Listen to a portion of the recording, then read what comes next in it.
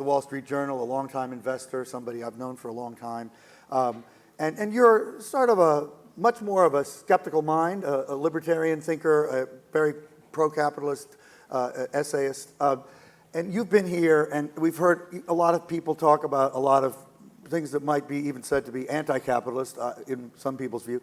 How do you assess what you've heard here? What do you think about that? And I know in your mind, we should talk about Section 230, and that's something I want you to talk about as a factor behind a lot of what's going on. So combine all that into an answer if you can. Sorry. Okay. Well, first of all, thanks for having me. David, you're the hardest working guy in rock and roll. I mean, we've known each other 20, 25 years. I used to come to New York, and we'd sit in a small New York restaurant, and I would talk, and you would take meticulous notes. I go, what the heck are you doing? And then you'd run it through your neural network upstairs and turn out great ideas in conferences like this. So thank you for that. My view is the talk about regulation of Silicon Valley and of big tech is very misguided. In fact, you heard Martin Sorrell yesterday morning saying, be careful what you wish for. We saw with GDPR in Europe that it locked in the incumbents, and a lot of smaller companies in Silicon Valley that might have gone to Europe didn't. So let's take a little walk backwards, a little history. Most people don't know, and that is about this Section 230, that many are talking about. Let's just repeal Section 230. It allows companies and big tech companies to get rid of what they don't want on their platforms. Yeah, it reduces them, it exempts them from liability for the content that flows across their pipes on the theory that they are simply platforms. Well, so in 1994, an anonymous poster on the Money Talk bulletin board, these are great old words, on Prodigy, speaking of old words, right, said that a company on Long Island called Stratton Oakmont was a fraud. Now, it turns out Stratton Oakmont, from Wolf of Wall Street and Leo DiCaprio movie, was a fraud. It was like the worst bucket shop in existence. It wasn't even a Wall Street firm. It was out on Long Island. But Stratton Oakmont sued Prodigy, saying, hey, you're a publisher, and you said false things on your site. And strangely, Prodigy lost. And so in Congress in 1995, they were writing the Communication Decency Act. And they put in Section 230. It's one of the few things I've actually seen Congress do correctly. And they slipped in the following language that said, no provider or user of an interactive computer service shall be treated as the publisher or speaker of any information provided by another information content provider, giving them that liability. You can't sue Facebook. You can't sue Google if you don't like what they are hosting. They're a platform. They also put in the following language, that companies can restrict content that is obscene, lewd, lascivious, filthy, excessively violent, harassing, and otherwise objectionable, whether or not such material is constitutionally protected. Okay? They can, they're not required. They can, they're not required. This is what created Facebook. There is no social media or even search business today without that. And so, well, is Section 230 regulation? No, it's not regulation. It's the walls around the sandbox that allowed these companies to create. Which you applaud then, yeah. I applaud it. It ends up with what we have. Now, there are community standards, and so they can take down whatever they want. But of course, there is the Michael Jordan rule. The Michael Jordan rule, which is Republicans buy sneakers too. Meaning, you can't just take down things on the right or things on the left. You need that balance. Now, sometimes Facebook gets it right, sometimes they don't. But to say, let's re-regulate or regulate at all these private companies, I think it would be a big mistake. Which certainly is being said both on the right and the left in the United States right now, and is being said all across Europe and Singapore and India, a lot of places. Yes. Yeah. So Josh Hawley, Senator Josh Hawley from Missouri was mentioned yesterday. He's one that wants to repeal Section 30. Big mistake. But he also wants And he's a Republican, yeah. And he's a Republican. He also wants to regulate how social networks are used, including the following. Now, you got to tell me if you think this is right or not. First of all, he says that Zuckerberg and Facebook are forces parasitic on our national life. I don't know, that sounds a little extreme to me. But here's what he wants to do. 1, remove the autoplay feature from YouTube. We heard about that yesterday. End infinite scrolling on Twitter and Facebook feeds. Limit scrolling time to 3-minute sessions. That's all right? pretty controlling. Set default limits on the use of platforms to 30 minutes a day. What, you can't use a platform for more than 30 minutes a day? This was in the bill that... That does Judge not Shuffle- sound like I American. don't like it, but that does not sound American, I will admit. this is the slippery slope of regulation, is who's doing the regulating. But he doesn't want to ban political ads, by the way, just No.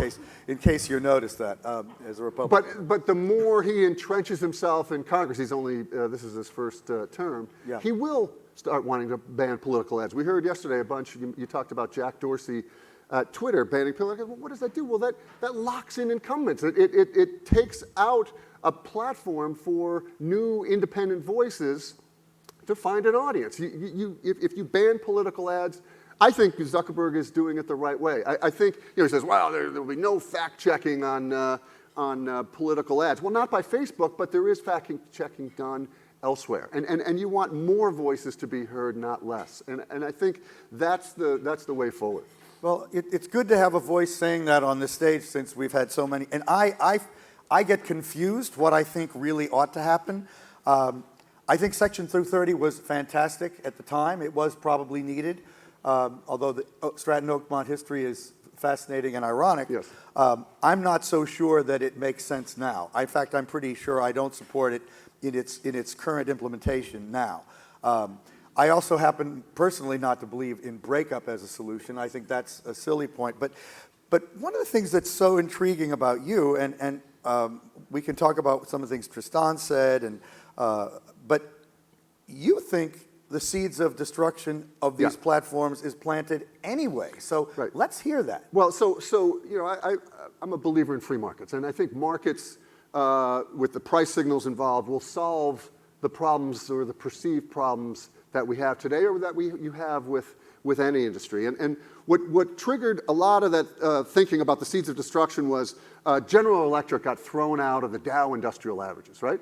About a year and change ago. And writing But that's amazing, isn't it? I mean, it's writing still hard to believe. For the Wall Street Journal, which is a Dow Jones company, under the News Corp umbrella now, of course, I wrote a column saying, hey, look, this is how capitalism works, right? Is new players come along and they destroy the old, and GE, it was one of the great companies. It used to be 1% of GDP, and now it's thrown out of the Dow. And I said, and so let's learn the lessons that the leaders today aren't going to be the leaders 20 years from now.